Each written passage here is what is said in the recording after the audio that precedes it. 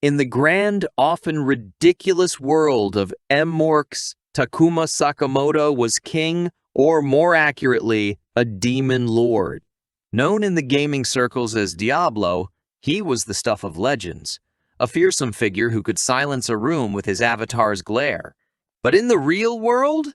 Well, Takuma was about as intimidating as a kitten napping in the sun. One fateful evening, while Takuma was probably deciding between casting a cataclysmic spell or having a sandwich, something extraordinary happened. In a twist, straight out of a gamer's fever dream, he found himself sucked into his computer screen, landing in the world of his beloved game. Only this time, he wasn't just playing Diablo, he was Diablo, horns, tail, and all. The transformation was, to put it mildly, a bit of a shock. Takuma, a guy more accustomed to battling with a mouse and keyboard than actual dark magic, now wielded the power of a demon lord. Talk about an upgrade! His first few attempts at using his powers were like watching a toddler trying to text. A lot of fumbling and accidental fireballs. Adapting to this new reality was like trying to play a video game without reading the manual. Thrilling, baffling, and slightly dangerous. Takuma, armed with his encyclopedic game knowledge and a newfound swagger, started to navigate this fantasy world. He encountered monsters that were once just pixels on his screen, now snarling in front of him in full terror. As he ventured further, Takuma began to embrace his role as Diablo. He found that intimidating growl quite useful for negotiations, and those fireballs were handy for more than just party tricks. His journey was no longer about racking up points or looting. It was about surviving and maybe, just maybe, figuring out how to make the best of this unexpected second life.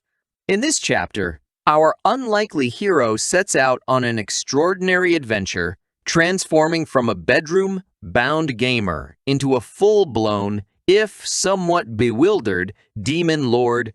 Welcome to the world of where fantasy becomes reality, and a sandwich-eating gamer becomes a legend. In the whimsically bizarre world of cross-reverie, Diablo found himself surrounded by a cast of female characters who were as unique as his newfound demon powers. It was like being in a fantasy-themed reality show, but with more magic and less voting off the island. First up, there's Shira L. Greenwood, an elf with a sunshine smile and an enthusiasm that could give morning coffee a run for its money. She's an archer who can hit a bullseye while blindfolded, but don't ask her to do anything math-related. Her quest for independence often leads to situations that make you wonder if elves skipped the day they taught common sense. Then we meet Rem Galliu, the Pantherian with a gaze as sharp as her fangs. She's got a secret darker than Diablo's wardrobe, and it's not just her penchant for brooding in corners. Rem's trust issues are so thick they could give a castle wall a complex. Her relationship with Diablo is like watching a cat play with a very confused dragon. Alicia Christella, the noble knight, enters with grace, poise, and a mysterious air that screams, "I have secrets, and they're all dramatic." She's as skilled with a sword as she is with keeping her cards close to her chest. Diablo finds her both intriguing and slightly terrifying, like a walking cliffhanger. Let's not forget Celestine Baudelaire, the high priestess who could probably calm a storm with her serene smile. She's the voice of reason in a world that often lacks it, offering advice that Diablo sometimes listens to when he's not too busy setting things on fire. Edelgard, Clem, me, and Sylvie round out this eclectic group. Edelgard's as fierce as they come. Clem's as mysterious as last week's unsolved crossword. Me's as elusive as a decent Wi-Fi signal in the woods. And Sylvie's as resourceful as a Swiss Army knife in a survival show. Together, these ladies form a kaleidoscope of characters around Diablo, each adding their own splash of color and chaos to his life. It's like being in the most fantastical soap opera ever, and Diablo's got the best seat in the house. In the third episode of Diablo's unintentional comedy tour through Cross Reverie, we zoom in on his relationship with Rem Galliu, the Pantherian with a secret so big it could make a soap opera writer blush. Their first encounter was less meet cute and more summon and confuse, with Rem expecting a loyal servant and getting a demon lord who's as socially graceful as a cat on a unicycle. Rem, with her stoic demeanor and a glare that could freeze lava, initially sees Diablo as an oversized, horned problem. Diablo, on the other hand, sees Rem and thinks, cat, girl with issues, just what I needed. Their relationship starts off rockier than a mountain goat's favorite cliff. As they navigate their forced partnership, Diablo learns that Rem is carrying a demon inside her. Not metaphorically like your average angsty teen, but literally. It's like she's got the ultimate unwanted roommate, except this one can cause mass destruction. Diablo, who's more used to dealing with internet trolls than actual demons, finds this situation somewhere between fascinating and a full-blown nightmare. Their journey together is a bumpy ride, with Diablo trying to help Rem control her inner demon. Picture a cat trying to bathe a dog, and you've got a pretty good idea of how that goes. Despite the challenges, Diablo grows fond of his feline companion, developing a protectiveness that's both endearing and slightly hilarious, given he's about as nurturing as a cactus. Rem's trust in Diablo, which builds slower than a snail on a leisurely stroll, eventually becomes the foundation of their unique bond. Together, they face threats that would make a lesser demon lord and Pantherian duo run for the hills. In the grand scheme of things, Rem's relationship with Diablo is a tale of trust, growth, and the occasional face. Palm moment. It's a story that shows even a socially awkward demon lord can find companionship, and even a Pantherian with a demon problem can find help in the unlikeliest of places. Chapter 4 of Diablo's fantastical misadventures might as well be titled The Elf Who Shot Arrows and Stole Hearts. Enter Shira L. Greenwood, an elf with enough cheerfulness to power a small village. Her first meeting with Diablo is less of a grand fantasy and more of a sitcom scene, with Diablo trying to act the part of a fearsome demon lord and Shira being about as intimidated as a kitten facing a yarn ball. Shira, the elf with a spirit brighter than her hair, is a master archer who could probably hit a target blindfolded, standing on one foot during an earthquake. But ask her to navigate the complexities of social interaction, and she's as lost as a GP's. Less traveler in the Bermuda Triangle. Her boundless energy and innocence are both endearing and exasperating to Diablo, who's more accustomed to online avatars than real-life, pointy-eared companions. The evolution of their relationship is like watching a buddy movie where one buddy is an overpowered demon lord and the other is a relentlessly upbeat elf. They're an odd couple, with Diablo's deadpan, slightly clueless demeanor playing off Shira's sunny disposition. The two encounter all sorts of conflicts, from kidnappings to royal elf drama, making for a journey that's part epic quest, part slapstick comedy. Amidst their misadventures, Diablo finds himself becoming something resembling a guardian to Shira. It's a role he's as prepared for as a cat is for a bath. Still, he takes on the challenge with a mix of awkwardness and accidental competence, showing a softer side beneath his imposing exterior. Shira's impact on Diablo and the plot is like a splash of vibrant color on a once monochrome canvas. Her presence challenges Diablo's loner tendencies and brings out aspects of his character that he didn't know existed, like patience, kindness, and the ability to care for someone other than himself. In the end, Shira and Diablo's dynamic adds a heartwarming, often hilarious layer to the story, proving that even a demon lord can learn a thing or two about friendship from a bubbly elf.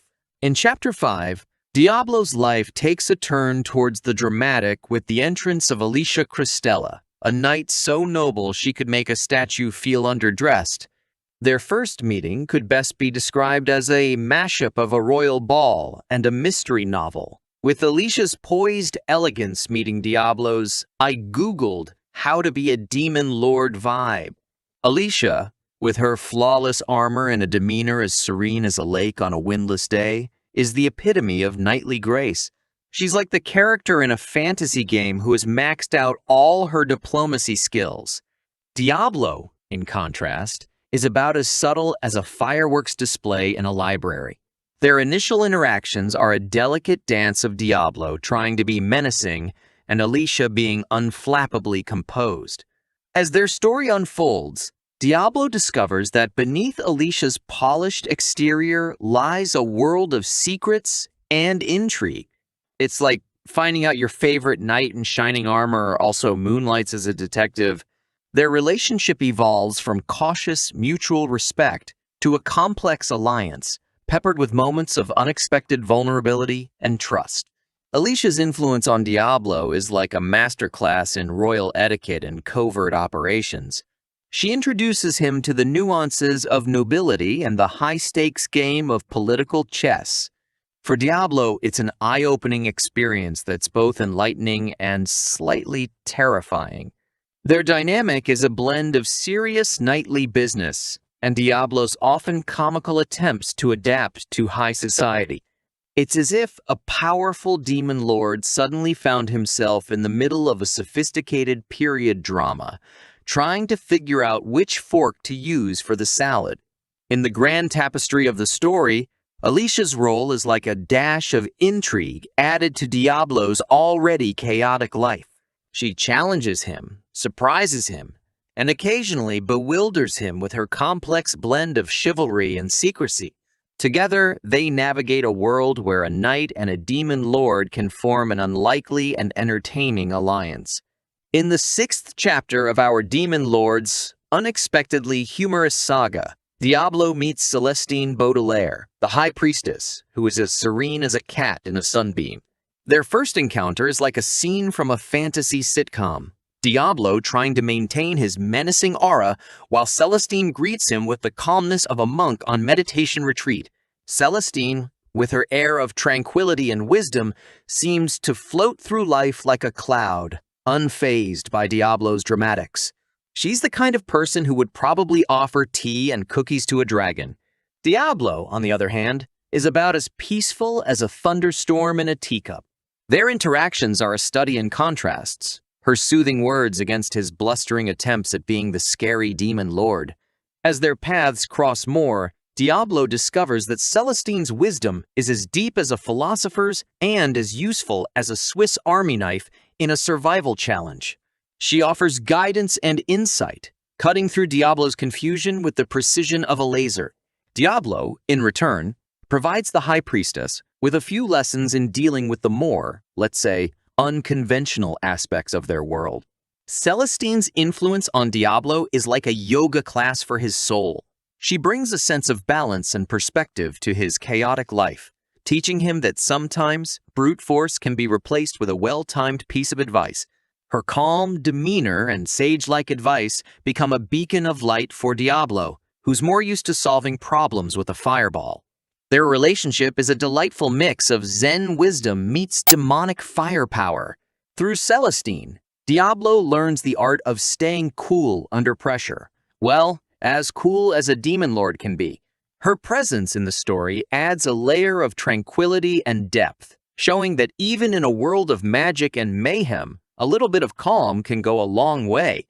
In Chapter 7, Diablo's life gets a bit more intense, but no less amusing with the introduction of Edelgard, the fearsome fallen commander. Their first meeting is less of a polite introduction and more of a who can scowl the fiercest contest.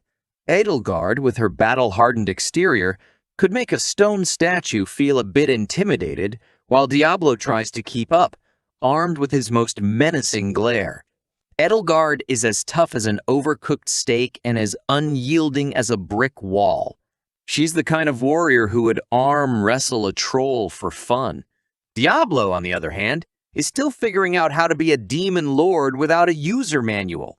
Their interactions are like watching a chess match where one player thinks every piece is a pawn. As their paths collide and intertwine, a grudging respect develops between the warrior and the demon lord. It's a relationship built on mutual toughness and the occasional misunderstanding that could easily fuel a sitcom episode. Imagine Diablo trying to navigate warrior etiquette, and you've got the gist of it. The evolution of their dynamic is filled with moments of unintentional comedy, as Diablo learns that there's more to being a demon lord than just looking the part. Edelgard challenges him in ways he never expected, like a personal trainer for his demon lord skills. Edelgard's role in the plot is like adding hot sauce to an already spicy dish. Her presence brings a new level of challenge and complexity to Diablo's life. She's a walking, talking reminder that in a world filled with magic and mayhem, being a fallen warrior isn't just about swinging a sword. It's about standing tall no matter how many fireballs come your way. In the grand scheme of things, Edelgard's influence on Diablo is as significant as her armor is heavy. She teaches him about strength, loyalty, and the occasional importance of not taking yourself too seriously. Their unlikely alliance adds a hefty dose of action and a sprinkle of humor to Diablo's already unpredictable journey. Chapter 8 in Diablo's Guide to How to Accidentally Rule a Fantasy World features the introduction of Clem, who's as innocently destructive as a kitten in a yarn factory. Picture a child with the power to bake a cake that could explode a mountain, and you've got Clem. Diablo's first meeting with her is less heroic encounter, and more walking into a surprise birthday party for someone you don't know. Clem, with her childlike wonder and apocalyptic-level power, throws Diablo for a loop.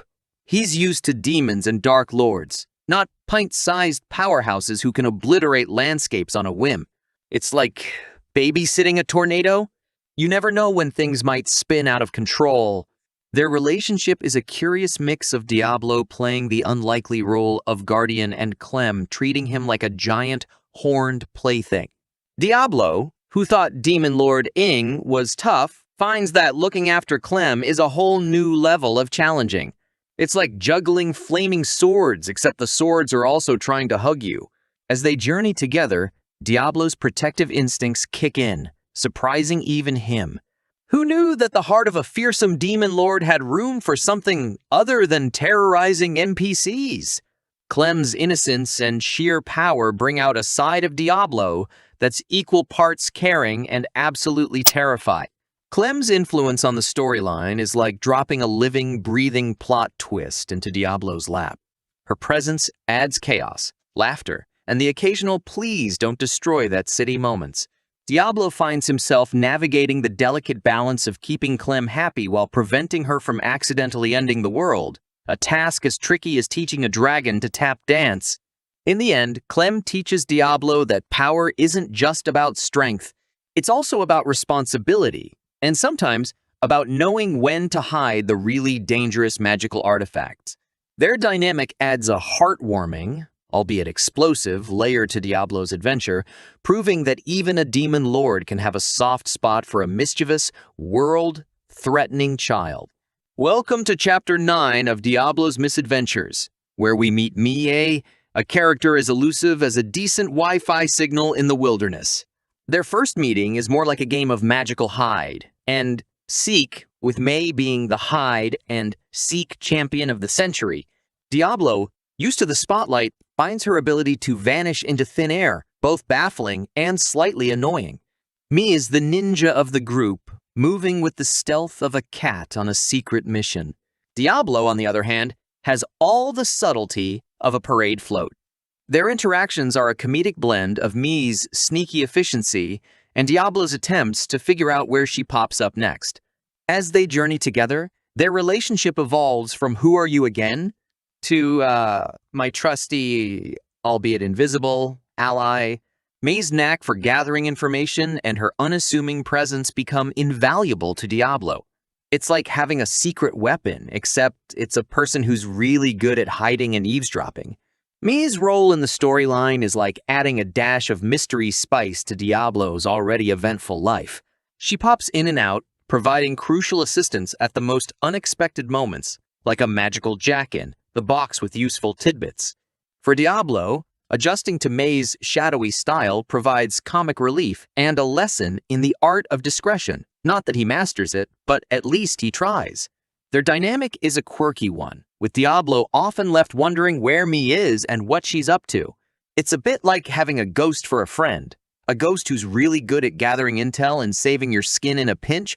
In conclusion, Mei's impact on Diablo's journey is subtle yet significant. She brings a sense of intrigue and a skill set that's as handy as a Swiss Army knife in a survival challenge. Their alliance, though shrouded in mystery, adds a layer of cunning and craft to the tale, proving that sometimes the best allies are the ones you don't see coming. Literally.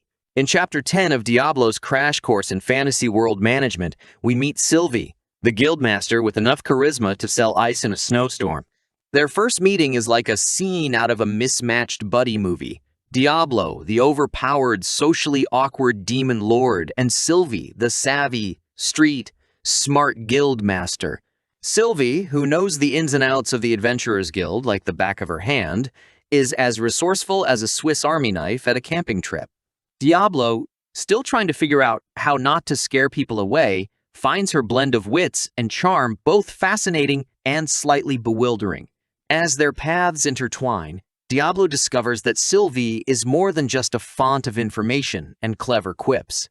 She's like the ultimate guide to how to survive in a fantasy world without really trying.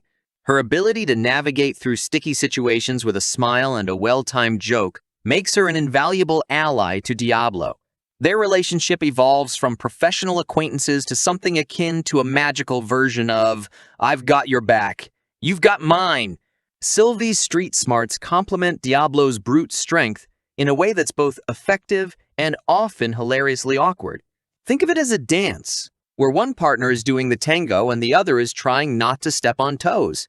Sylvie's impact on the storyline is like adding a dash of common sense to Diablo's often chaotic decision-making process. She's the voice of reason when Diablo's about to make a mountain out of a magical molehill. For Diablo, Sylvie becomes a confidant, advisor, and occasionally the much-needed voice of maybe, let's not blow that up. In summary, Sylvie's role in Diablo's life is part strategist, part friend, and part how to interact with people coach. Their unique dynamic adds a layer of humor and heart to the story, proving that even in a world of magic and mayhem, a little bit of cleverness and a lot of camaraderie can go a long way. As we close the book temporarily, because who knows what adventures await? On Diablo's escapades in cross reverie, it's time to reflect on the metamorphosis of our favorite accidental demon lord. From a gaming recluse to a pseudo-monarch with a fan club of quirky characters, Diablo's journey has been less of a hero's quest and more of a "what on earth is happening?" escapade. Diablo, who started as the human equivalent of a do not disturb sign, has surprisingly evolved. He's gone from a keyboard warrior to a real one, albeit still figuring out the manual. His social skills have had a bit of a boost too, going from awkward silence to slightly less awkward silence with occasional witty banter. The relationships Diablo has formed are like a kaleidoscope of fantasy tropes turned upside down. With Shera and Rem, he's learned the art of friendship and that protecting others doesn't always require fireballs. His interactions with Alicia, Celestine, and Edelgard have been a roller coaster of intrigue, wisdom, and the odd life lesson in leadership. Clem and Mei have brought out a protective side, and Sylvie, well, she's given him a crash course in diplomacy and how to be a part-time therapist. The impact these relationships have had on the plot is like watching a game of magical chess where everyone is making up the rules as they go. Diablo's decisions, influenced by his newfound companions, have shaped the world in unexpected ways. From chaotic battles to heartwarming moments, our demon lord has been at the center of it all, often as confused as the audience. In conclusion, Diablo's story may have reached a pause, but the adventure continues. The world of Cross Reverie remains as unpredictable as ever, with new challenges and friendships waiting around every corner. So, as we bid a temporary farewell to our demon lord turned unlikely hero, remember, in the world of Cross Reverie, anything can happen, and probably will.